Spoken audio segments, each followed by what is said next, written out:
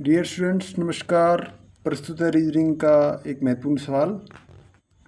देखिए इसमें सवाल है आप 6 सहकर्मी हैं PQRST और U के काल्पनिक नाम हैं। ये एक वृत्ताकार मेज पर समान दूरी पर वृत्त के केंद्र की ओर उन्मुख होकर एक साथ दोपहर का भोजन कर रहे हैं।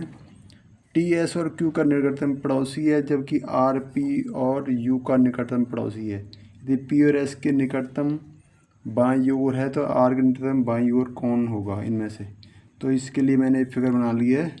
ये कोई वृत्ताकार मेज है, इस पर ये आदमी बैठे हैं।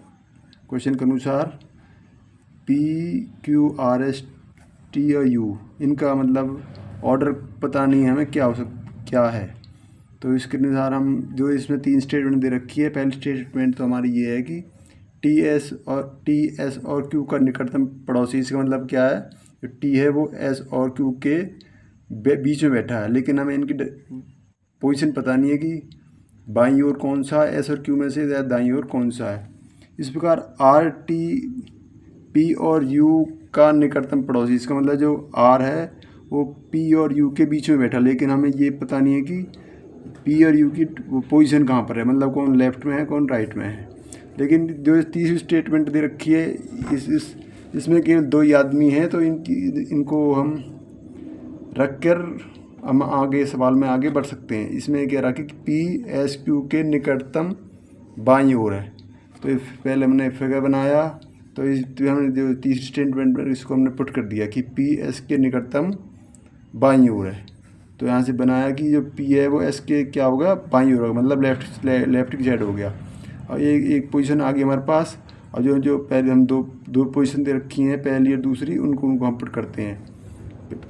ये पोजीशन है TS और Q का निकटतम पड़ोसी है जो T है।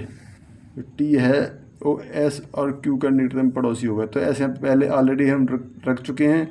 तो T को मैंने यहाँ पर रख लिया और Q को मैंने यहाँ पर रख लिया। ये मतलब बात हम इसको गलत नहीं कह सकते, क्योंकि हमें T को S और Q के बीच में रखना है। T की S की पोजीशन हमें पता चल गई, तो जायज़ बात है कि Q की पोजीशन है हम यहाँ पे होगी।